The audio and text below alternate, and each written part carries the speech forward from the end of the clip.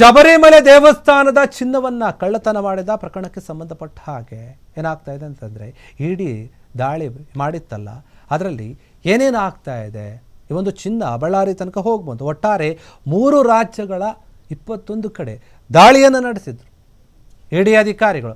ಎಲ್ಲೆಲ್ಲಿ ಹೋಗಿದೆ ಈ ಒಂದು ಬಂಗಾರ ಅಂತ ಹೇಳಿ ಕೇರಳ, ತಮಿಳುನಾಡು ಹಾಗೂ ಕರ್ನಾಟಕದಲ್ಲಿ ದಾಳಿಯನ್ನು ನಡೆಸಿದ್ದಾರೆ. ಇವರು ಒಂದು ಕಡೆ ಅಲ್ಲ, 21 ಕಡೆ ದಾಳಿಯನ್ನು ನಡೆಸಿದ್ದಾರೆ ಇಡಿ ಅಧಿಕಾರಿಗಳು. ಕೇರಳ ಕ್ರೈಮ್ ಬ್ರಾಂಚ್ ದಾಖಲಿಸಿದಂತಹ ಒಂದು FIR ಏನಿತ್ತೆ, ಆ FIRಗೆ ಸಂಬಂಧಪಟ್ಟ ಹಾಗೆ ಅದರ ಆಧಾರದ ಮೇಲೆ ಇವರು ದಾಳಿಯನ್ನು ನಡೆಸಿದ್ದಾರೆ.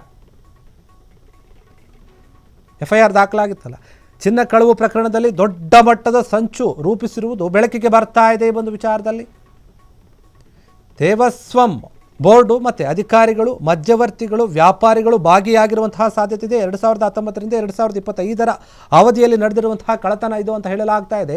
ಚಿನ್ನ ಲೇಪಿತ ವಸ್ತುಗಳನ್ನು ಅಧಿಕೃತ ದಾಖಲೆಗಳಲ್ಲಿ ತಾಮ್ರದ ಏನಿದು ತಟ್ಟೆಗಳಂತ ಹೇಳಿ ದಾಖಲು ಮಾಡಿದರು. ನಂತರ ದೇವಸ್ಥಾನದಿಂದ ಅಕ್ರಮವಾಗಿ ರವಾನೆಯಾಗಿದೆ ಅಂತ ಹೇಳಲಾಗ್ತಾ ಇದೆ. ಚಿನ್ನವನ್ನು ಚೆನ್ನೈ ಮತ್ತು ಕರ್ನಾಟಕದಲ್ಲಿ ಇವರು ತೆಗೆದುಕೊಂಡು ಹೋಗಿದ್ದಾರೆ, ಮೋಸ ಮಾಡಿದ್ದಾರೆ ಅಂತ ಹೇಳಲಾಗ್ತಾ ಇದೆ. ರಾಸಾಯನಿಕ ವಸ್ತುಗಳನ್ನು ಬಳಸಿ ಚಿನ್ನ ಹೊರ ತೆಗೆದಿದ್ದಾರೆ. ಈ ಒಂದು ವಿಚಾರ, ಇದರಿಂದ ಬಂದಂತಹ ಹಣ ಏನಿದೆ ಅದು ವರ್ಗಾಯಿಸಿ ಮರೆಮಾಚಿರುವ ಆರೋಪ ಕೇಳಿ ಬರ್ತಾ ಇದೆ. ಸದ್ಯ PMLA ಅಡಿಯಲ್ಲಿ ತನಿಖೆಯನ್ನು ನಡೆಸ್ತಾ ಇದ್ದಾರೆ ಇಡಿ ಅಧಿಕಾರಿಗಳು.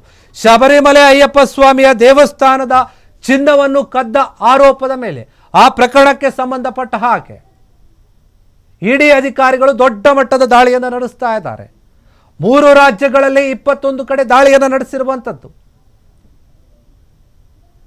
ಕೇರಳ, ತಮಿಳುನಾಡು, ಕರ್ನಾಟಕ ಈ 3 ರಾಜ್ಯಗಳಲ್ಲಿ ದಾಳಿ ನಡೆಸಿದ್ದಾರೆ. ಕೇರಳದ ಕ್ರೈಮ್ ಬ್ರಾಂಚ್ ಏನು ಪ್ರಕರಣವನ್ನು ದಾಖಲಿಸಿತ್ತು, FIR ಕೂಡ ಆಗಿತ್ತು.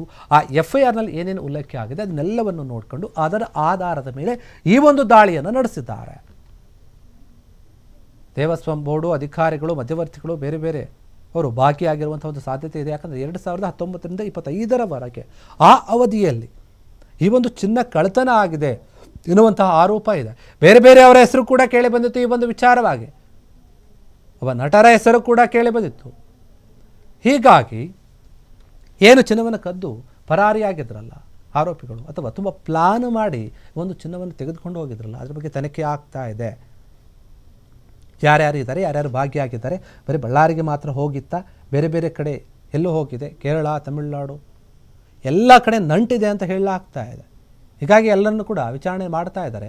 ಅಲ್ಲಿನ ಅಧಿಕಾರಿಗಳಾಗಿರ್ಬೋದು, ಮಧ್ಯವರ್ತಿಗಳಾಗಿರ್ಬೋದು, ವ್ಯಾಪಾರಿಗಳಾಗಿರ್ಬೋದು, ಬೇರೆ ಬೇರೆ ಕಡೆಯವರು ಅವ್ರನ್ನೂ ಕೂಡ ಹುಡುಕ್ತಾ ಇದ್ದಾರೆ.